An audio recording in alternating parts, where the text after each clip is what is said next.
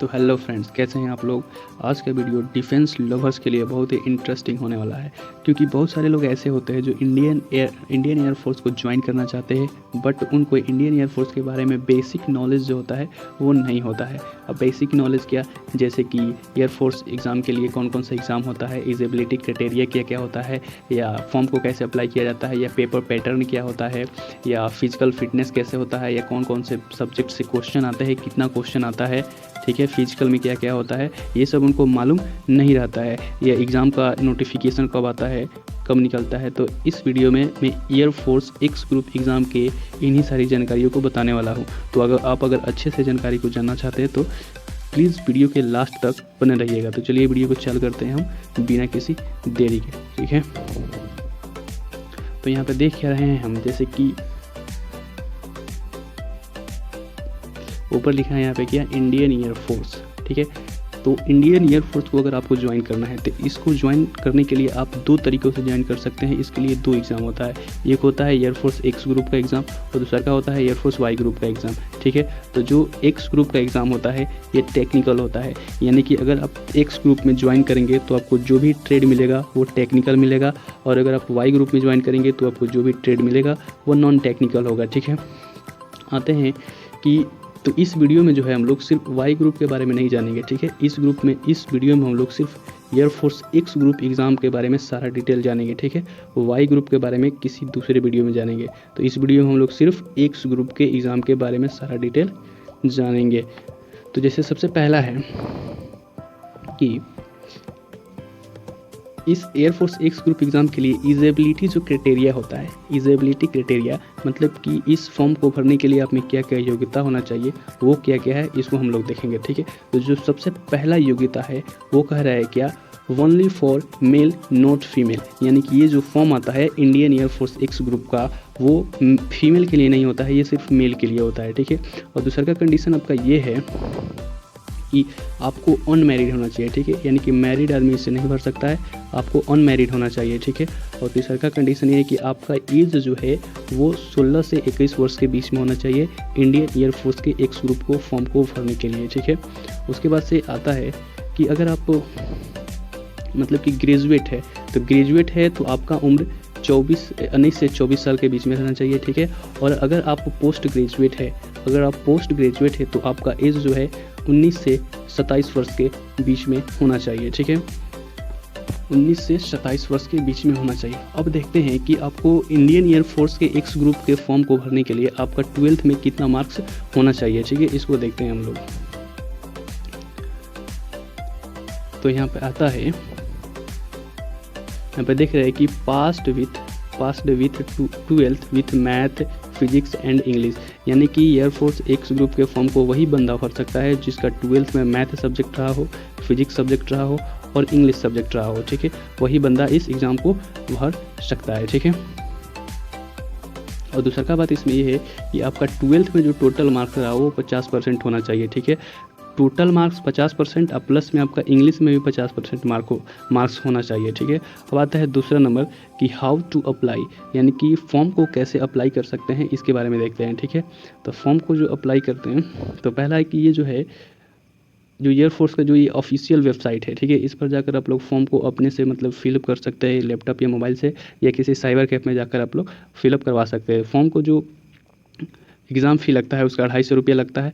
अब सबसे इंपॉर्टेंट बात आता है कि यहाँ पर पेपर पैटर्न क्या होता है, इसके बारे में जानेंगे। यानी कि पेपर पैटर्न मतलब कि एग्ज़ाम का फॉर्मेट क्या होता है, ऑनलाइन होता है या ऑफलाइन होता है, क्वेश्चन किस टाइप का रहता है, सब्जेक्टिव रहता है कि ऑब्जेक्टिव रहता है, लैंग्वेज क्या रहता है एग्ज़ाम का, मतलब कि हिंदी में रहता है या इंग्लिश में रहता है या बाइलिंगुअल रहता है, ठीक है। नेगेटिव मार्किंग होता है कि नहीं, इसके बारे में जानते हैं, ठीक है।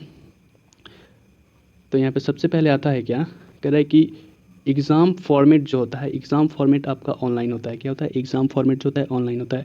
अब ऐसा नहीं कि आपका अब ऑनलाइन एग्ज़ाम होता है तो आप लोग घर बैठे एग्ज़ाम दे सकते हैं, ऐसा नहीं है। पूरे ऑल इंडिया में इसका सेंटर बनता है, वहाँ जाकर आपको ऑनलाइन एग्ज़ाम दिया जाता है, ठीक है। उसके बाद से जो क्वेश्चन टाइप रहता है आपका, क्वेश्चन टाइप का आपका ऑब्जेक्टिव रहता है। टोटल जितने भी क्वेश्चन रहेंगे सारा का सारा ऑब्जेक्टिव रहेगा, आपको सब्जेक्टिव नहीं रहेगा, ठीक है। लैंग्वेज क्या होता है एग्ज़ाम का लैंग्वेज, तो एग्ज़ाम का लैंग्वेज जो होता है बाइलिंगुअल होता है, यानी कि जो आपका क्वेश्चन रहेगा वो हिंदी और इंग्लिश दोनों में रहेगा, ठीक है। अब निगेटिव मार्किंग की बात करें तो निगेटिव मार्किंग इसमें एयरफोर्स एक्स ग्रुप के एग्जाम में होता है, ठीक है। एक क्वेश्चन अगर आप गलती करेंगे तो आपका 0.25 मार्क्स कट जाएगा, यानी कि अगर आप 4 क्वेश्चन गलती करती है तो आपका 1 मार्क्स कट जाएगा और प्रत्येक सही क्वेश्चन पर 1 मार्क्स मिलता है, ठीक है। तो इतना तो हम लोग देख लिए।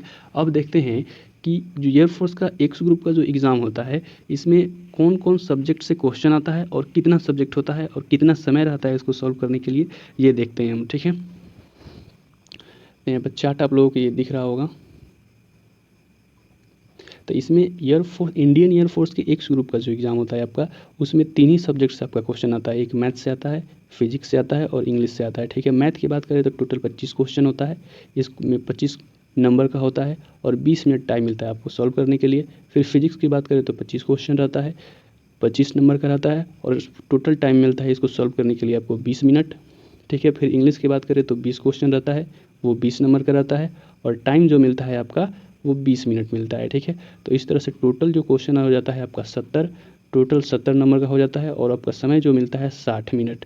इसका मतलब ये हुआ कि आपको 60 मिनट में 70 क्वेश्चन को सॉल्व करना है, 60 मिनट में 70 क्वेश्चन को सॉल्व करना है। और ये एग्ज़ाम आपको जैसे कि मैंने पहले ही बता दिया कि ये ऑनलाइन कंडक्ट होता है, ठीक है। तो ये तो देख लिए हम लोग। अब ये सारा रिटन जो होता है हम लोगों का वो क्लियर हो गया। तो रिटन अगर आपका क्लियर हो जाता है तो उसके बाद आता है फिटनेस होता है आपका, मतलब फिजिकल आपका होता है। तो फिजिकल में कैसे क्या क्या होता है उसको जानते हैं हम, देखते हैं हम लोग, ठीक है।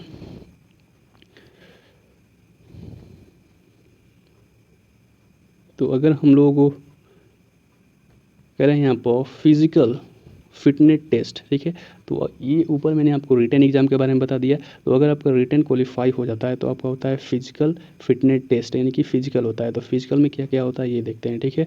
तो फिजिकल में यहाँ पर देखिए ये कह रहा है क्या कि 1.6 रेस इन 6 मिनट 30 सेकेंड, यानी कि 6.5 मिनट में आपको 1600 मीटर का दौड़ लगाना पड़ता है। उसके बाद से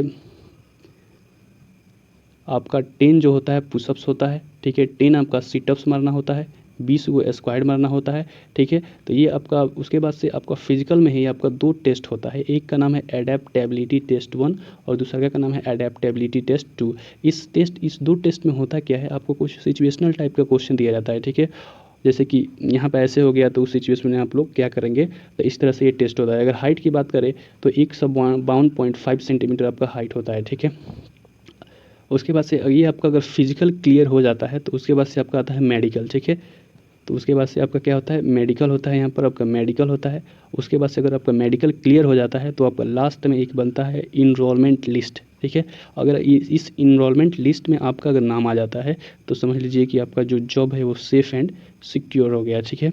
उसके बाद से आपका ज्वाइनिंग लेटर आएगा और फिर आपका ट्रेनिंग शुरू हो जाएगा, ठीक है। ट्रेनिंग क्या होगा आपका शुरू हो जाएगा। तो ये तो हो गया सारा बात। अब एक और डाउट रहता है क्या कि फॉर्म कब आता है, फॉर्म का नोटिफिकेशन कब आता है और साल में कितने बार एग्ज़ाम होता है, ठीक है। तो इसको हम लोग देखते हैं, ठीक है। तो यहाँ पे कह रहा है क्या, देख सकते हैं अबाउट फॉर्म इन्फॉर्मेशन, यानी कि फॉर्म इन्फॉर्मेशन के बारे में हम लोग जानते हैं कि फॉर्म कब आता है कब नहीं आता है, ठीक है, या एग्ज़ाम कितना बार होता है, ठीक है। तो यहाँ पर कह रहा है कि 2 टाइम कंडक्ट इन 1 ईयर, यानी कि इंडियन एयरफोर्स जो एक्स ग्रुप का एग्ज़ाम है 1 साल में 2 बार कंडक्ट किया जाता है। अब ये 2 बार कंडक्ट किया जाता है तो इसका फॉर्म कब कब आता है ये देखते हैं, ठीक है। तो इसका एक जो फॉर्म आता है 1 जनवरी से 15 जनवरी के बीच में होता है और इसका एग्ज़ाम जो होता है मार्च में होता है, ठीक है। और दूसरा का जो फॉर्म आता है 1 से 15 जुलाई के बीच में आता है और इसका एग्ज़ाम जो होता है सितंबर में होता है, ठीक है। तो अभी मतलब तो कोरोना का सिचुएशन चल रहा है तो एग्ज़ाम मतलब पोस्टपोन्ड हो रहा है, तो इधर उधर डेट चला जा रहा है, लेकिन जनरली जो नोटिफिकेशन होता है वो यही टाइम पे आता है, ठीक है।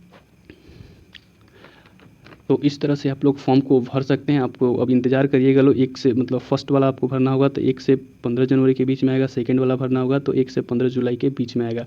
उसके बाद से फॉर्म आएगा, फिर आप लोग साइबर कैफे में जाएंगे, फॉर्म भरेंगे, फिर आपका रिटन एग्जाम होगा, फिर फिजिकल होगा, फिर मेडिकल होगा, फिर आपके जैसे कि ऊपर मैंने प्रोसेस सारा बता दिया है, ठीक है। तो अब आते हैं कि एयरफोर्स एक्स ग्रुप के कैंडिडेट का सैलरी कितना होता है, इसके बारे में जानते हैं कि सैलरी कितना होता है, ठीक है। तो आइए इसके बारे में जानते हैं। तो जो एक्स ग्रुप का जो सैलरी है, जैसे कि यहाँ ऊपर लिखा हुआ है सैलरी, यानी कि अब हम लोग सैलरी के बारे में जानेंगे, ठीक है। तो एयरफोर्स एक्स ग्रुप में जो आपका बेसिक पे जो मिलता है वो 21,700 मिलता है, ठीक है। उसके बाद से होता है आपका मिलता है MSP, जिसको कि मिलिट्री सर्विस पे कहा जाता है, ये मिलता है 5200 मिलता है आपको। कितना मिलता है? 5200। फिर इसमें एक मिलता है आपको एक्स ग्रुप पे, ये आपको 6200 मिलता है, ठीक है। जैसे कि होता है ना कि जैसे कि किसी का जॉब होता है तो PF वेफ कटता है, तो उसी तरह ये सारा मतलब कि इंडियन एयरफोर्स एक्स ग्रुप के कैंडिडेट को ये सारा मिलता है, ठीक है। और उसके बाद एक TA मिलता है जिसको हम लोग ट्रेवलिंग अलाउंस बोलते हैं, ये उसको मिलता है 3600 रुपये, ठीक है।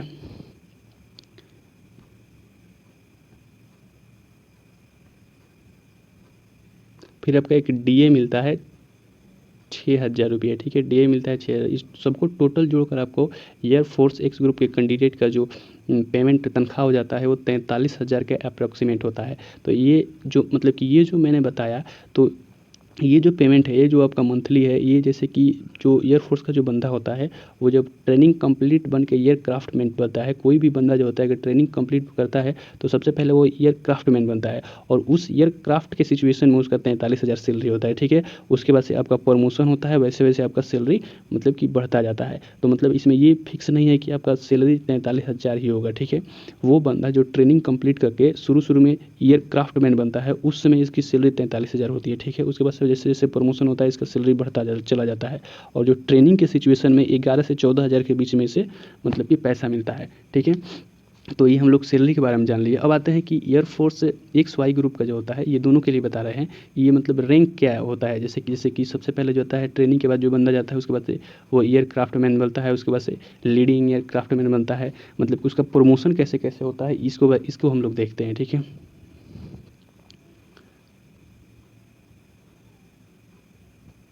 तो जैसे हम यहाँ पर लिख रहा है क्या, ranks in X and Y group, यानी कि XY ग्रुप में रैंक क्या कैसे होता है उसको देखते हैं हम लोग, ठीक है।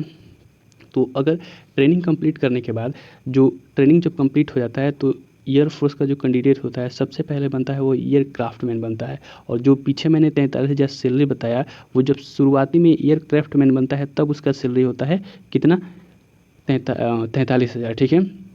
और उसके बाद से एयरक्राफ्टमैन के बाद वो बंदा बन जाता है कि एयरक्राफ्टमैन के बाद वो बनता है लीडिंग एयरक्राफ्टमैन, ठीक है। उसके बाद से बनता है वो कॉर्पोरल बनता है, फिर सार्जेंट बनता है, ठीक है। क्या बनता है वो, सार्जेंट बनता है।